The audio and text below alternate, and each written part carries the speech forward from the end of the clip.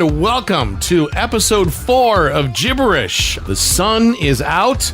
We are at the Moomaw house. Of course, I'm referring to Jason Moomaw, my co-host. Hi, I'm Corey Mann. And I'm Jason Moomaw, and if you listen really closely, you can hear the birds outside, because it is that beautiful. Jason has set up all the equipment for the podcast. Yes. We thank you so much for, I think if I've done the numbers correctly, we've got over 500 listens. Yes. And a lot of that's coming from the Facebook. People are listening to us on there, but there are multiple ways for us to catch us. Yes, you've got your SoundCloud. Would you like to share some comments from our previous episode, which was... Best sitcoms of all time. Top 5 sitcoms of all time. MASH was my pick, and my whole family agreed with me because I forced them to watch it all the time. I went with Seinfeld. You know, we made the prediction about how many we would have together. I Right. believe I won that. Congratulations. Yes. I got you something. Oh, that's nice. Look how big that is. No, not that. Oh, sorry. You are a nostalgic Yes. boy. When you were a little boy, you wanted to be a big boy. Yeah. And so you were watching big boy shows. I didn't, growing up in this area, Chicago was just right across the lake, of course, so we could get Channel 9, WFLD, Channel 32, so we could watch in the morning Little Rascals. Spider-Man, Courtship of Eddie's Father. Yes, so it wasn't like I was watching the newest thing on at the time. I wasn't watching Banana Splits.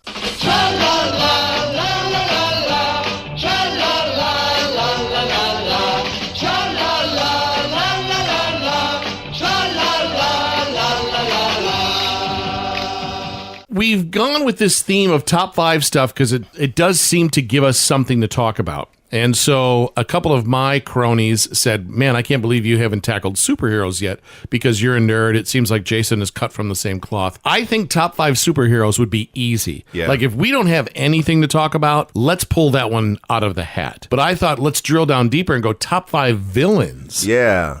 What did you think about that when I first threw that past your cerebral cortex? I haven't really ever thought too much about the impact of villains in the media, movies, television, print, comics. So it was time for me to assess what some of my favorite movies are and what the villains are in those movies, television shows, and why I like them or hate them. I cannot wait to hear your assessments. Yes. Well, I have a feeling I knew what some of yours might be, knowing you. Mm-hmm. So I did try to avoid some of maybe some of the ones that I thought maybe that you had. I did look at a list of villains, and then... Like you Googled a list? Yeah, Ranker Wow. had, and I actually have. When we're done with ours, we can read. Oh, I can't wait to see what they are ranked by. Top 5 villains Top 5 of all villains. time. Yeah, According to you and I. What is it? Top 5 villains of all time. Definition of villain: a character in a story or play who opposes the hero. Okay. So, okay, that's fine. A deliberate scoundrel or criminal. Scoundrel. Define that. Yeah, let's drill down to that one. See villain. Is that what it said? No. Well, kind of. One blamed for a particular evil or difficulty. You know, I think we're all attracted to the good versus evil story because we see ourselves in those types of stories. You can't have good without evil. You can't have evil without good. That's why I think this could be a fun conversation. Yeah. I figured the parameters would be, let me run this by you and see what you think. All right. Film, television, literature. Gotcha. How do you feel about that? Film, television, bingo, literature. I don't read a lot, and people can tell that by talking to me.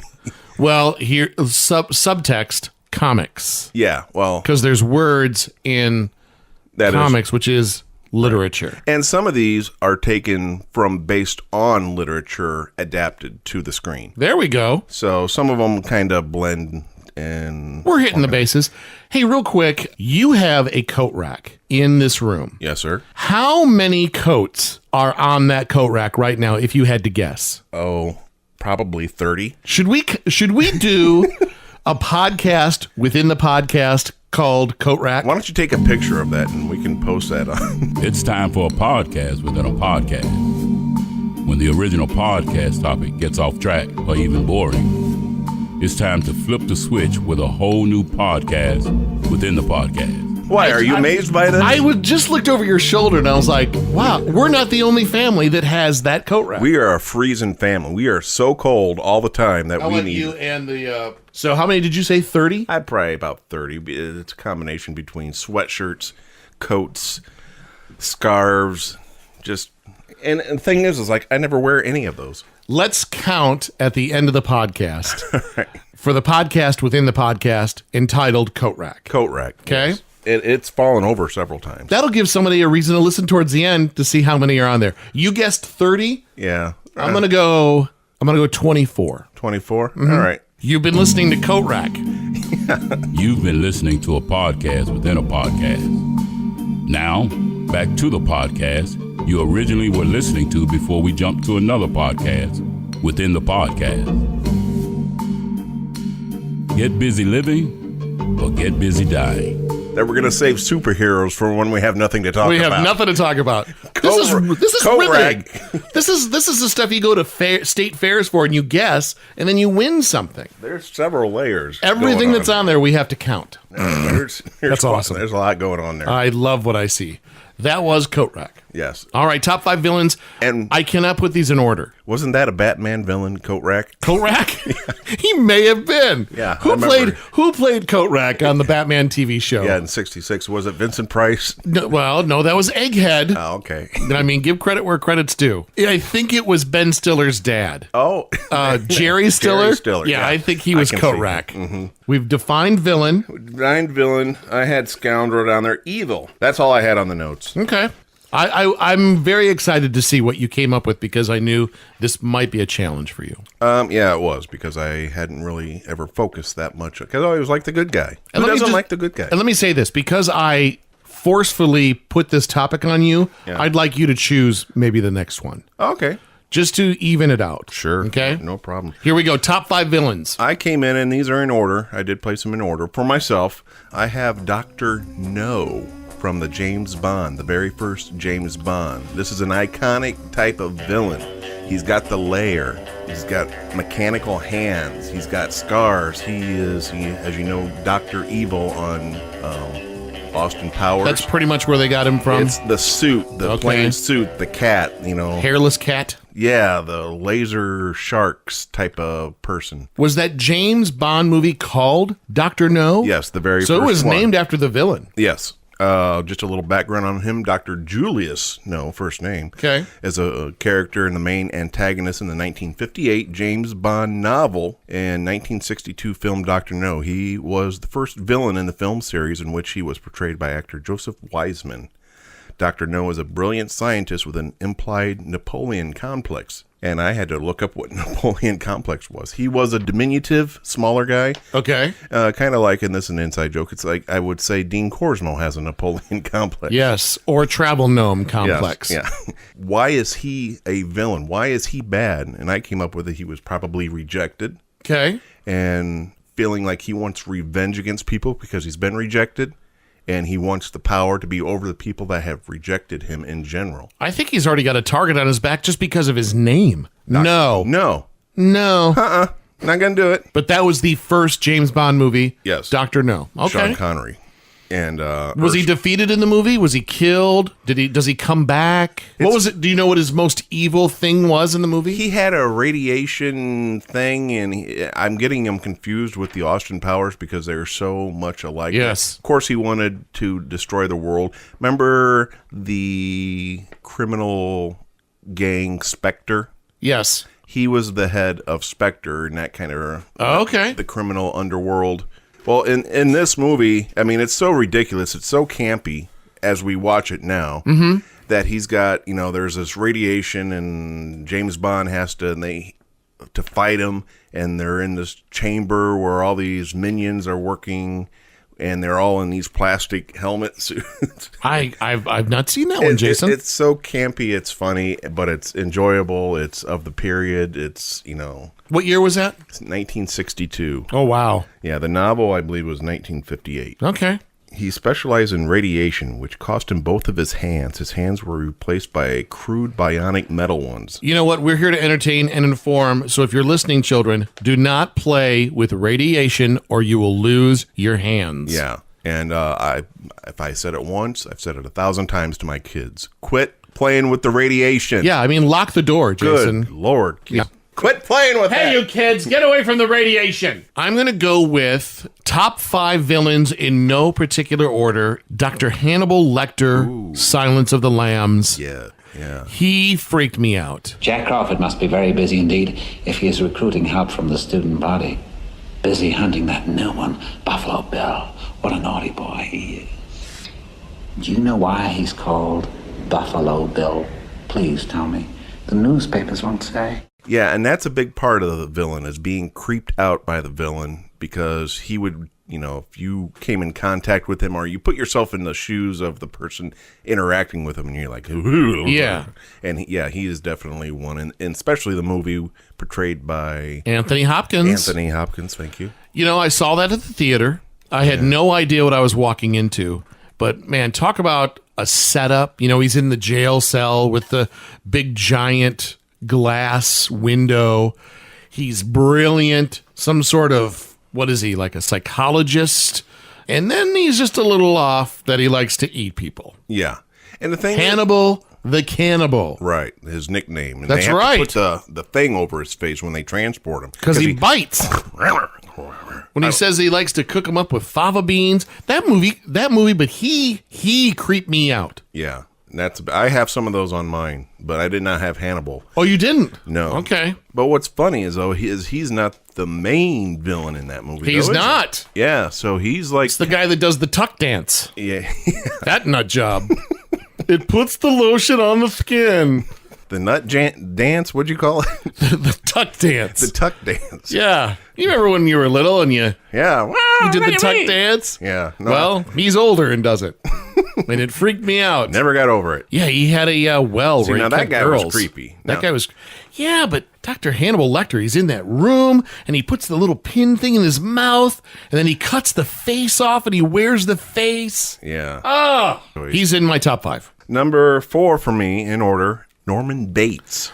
That is an excellent... Norman Bates. Yes. From Psycho. Psycho? Another, I believe it was a novel first. Oh, actually, it was based on a true story. Norman suffered severe emotional abuse as a child at the hands of his mother, Norma. After Norman's father, John Bates, died, Norman and his mother lived alone together as if there was no one else in the world until Norma reached adolescence, when his mother met another man and planned to marry. Driven over the edge with jealousy, Norman murdered both of them with strychnine. After committing the murders, this is where it gets weird. Norman forged a suicide note to make it look as if Norma had killed her fiancé and then herself. So he killed... He killed his mother and the mother's new boyfriend. Right.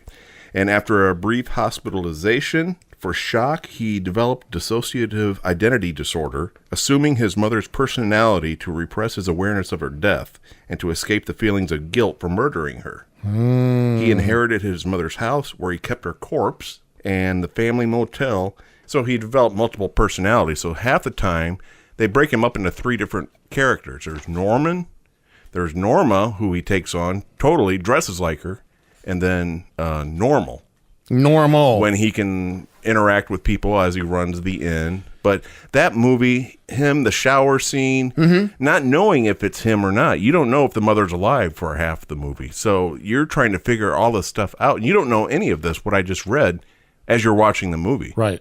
So it's kind of like unfolding before your eyes with this mother up there, and you hear her voice, but then you come to find out it's Norman.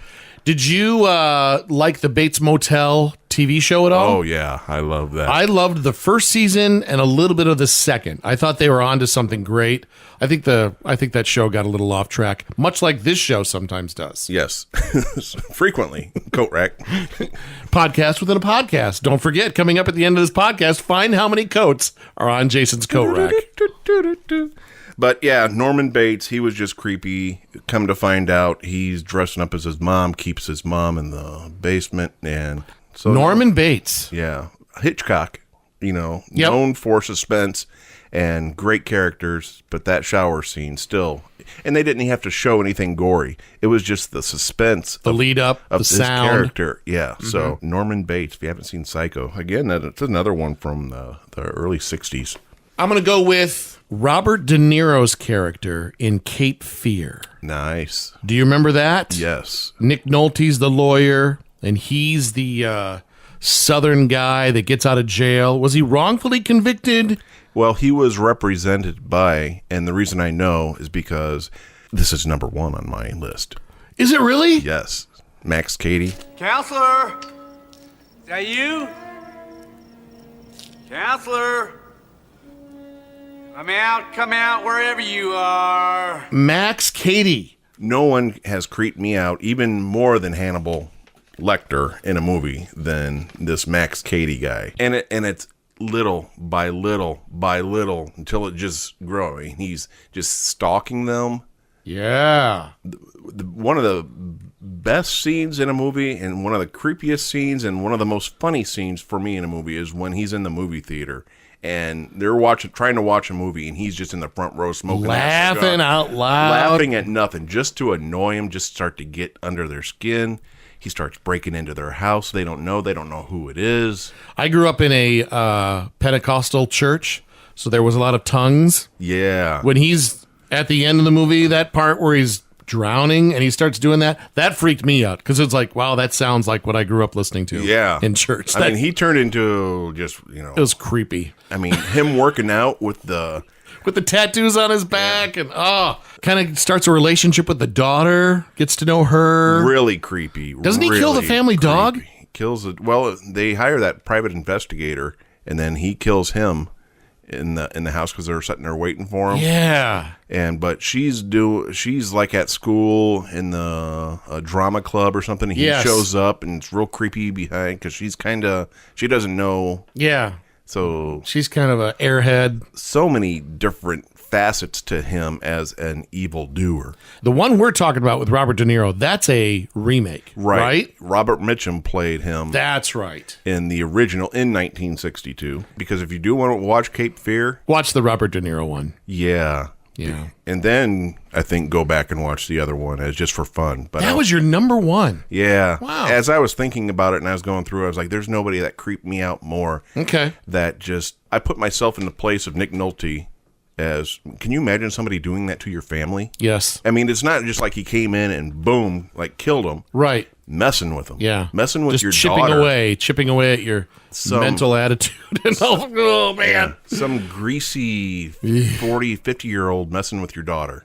Wow. I'm sorry I picked your number 1 there. No, that's fine. That's okay. fine. All right. I'm going TV. Okay. Walking Dead and Negan.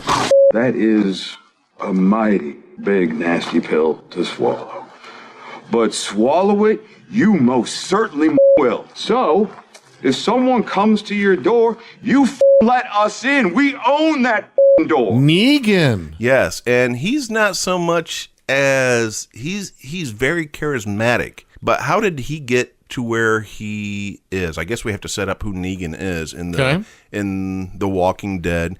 It's the zombie apocalypse. You've been following this group of people for several seasons now, with Rick Grimes being the leader, his son, and then just people that they've picked up along the way. So you know these people love them and want them to be together until survive. Yeah. So when Negan comes along, he's the leader of this other community, and he just rules by an iron fist or a barbed wire bat. He is ruthless in his ruling of the Saviors, is the group that he oversees. There are communities that are around that he collects food from, so he's ruling by threatening people. But in the very first episode of the one season that they came back, it was a big cliffhanger. Ended up, I guess this is a spoiler, killing off a major character or a couple major characters right out of the bat. Yep. No pun intended. That was an incredibly hard episode to watch. Yeah. You know, you grow attached to characters and you like following a story. And I mean, I don't know if they could push a fast forward button any quicker on hating a character. Yeah. Like they did that with him. Mm-hmm. Because they had the governor. Yeah. And I didn't have that. Wasn't too worried about him? No. And I mean, I guess the main villain on that show is the zombies. there's always that threat. That threat is always the bad. They're trying to get to people. But when he comes along, it's really just, and what is his motivation, do you think? I mean, I had power.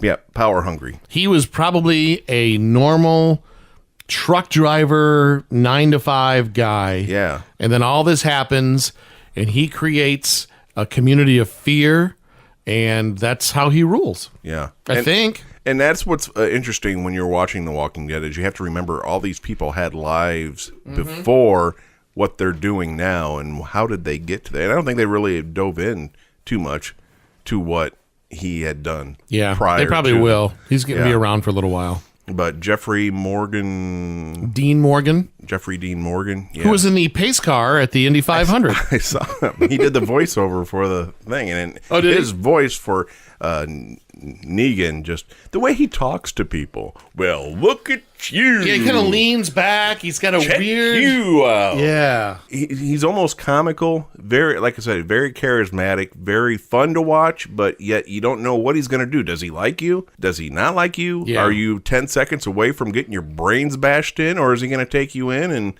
be your best friend? Yeah. So I picked Negan on there. Since you went TV, I'm going to go TV. Let's go TV. Probably, in my opinion, if we ever do top 5 TV shows of all time, I would probably say this is number 1, if not number 2. All right. Breaking Bad, Okay. Walter White. Walter White. That dude was a villain and evil, and I am so attracted to a redemption story. I just kept thinking he's going to turn a corner and get out of this mess. He's going to start making the right decisions. And it just he was Breaking Bad. Yeah. And you would watch these episodes, and then you'd have the cliffhangers at the end of the season, and they'd pick up.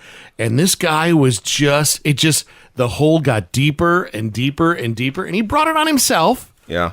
And you just kept wishing, you know? You know, I'm watching it going, his motivation was in the right place, but then he just got a taste of it.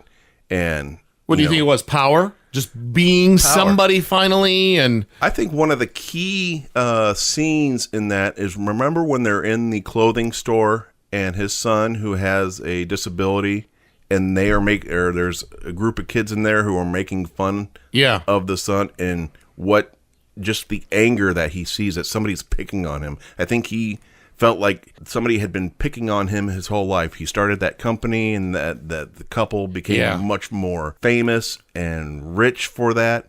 The weight of the world was on him. I got cancer. I can't take care of my family. I'm being picked on. They're picking on my son. And it just snapped into where, I'm going to take care of my family, but you better not get in the way. Yeah, and it's almost like the legend of Walter White grew bigger than the actual person, and it went before him, where like he couldn't even keep up with it.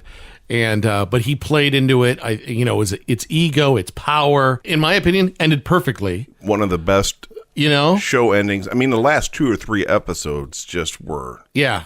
So I didn't have him on my list. Thank God. Gus Fring, several bad people in that show.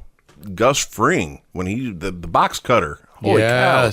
I do have a alternate list of comedy villains. Oh, okay. So I'll read those off here near. You are listening to Gibberish. Don't forget, podcast within the podcast. Coat Rack coming up at the end of this podcast. But right now we're working on villains. All right. Fictional character is the main antagonist in 1946. Frank Capra's It's a Wonderful Life. Mr. Potter. Wow. I want you to manage my affairs, run my property. He was just bad. He was a bad guy. Wow. And you watch it every year, and you're like, yeah, did you ever see the Saturday Night Live? Because not every year. George Bailey's been a thorn in my side long enough. You're listening to a podcast within the podcast, Character Voices with Jason and Corey. Mr. Potter in White Christmas. I'm dreaming of a white Christmas, George Bailey. That was excellent. Yeah, thank you. You've been listening to a podcast within a podcast. That was Character Voices. You've been listening to a podcast within a podcast. Now, back to the podcast you originally were listening to before we jumped to another podcast within the podcast. Get busy living or get busy dying. So, Mr. A Potter. lot to keep track of. Yeah, that's hard. I'm It's glad okay. you're keeping track of it. I'm trying. Yeah, no, we got it. I'm going to subtract one and go right to my number one. All right. Because I am having trouble kind of coming up with one last minute here. Okay. But I do feel good about Hannibal Lecter, Walter White. My number one villain of all time, Has big to be. surprise, the Joker from Batman. You know what I noticed?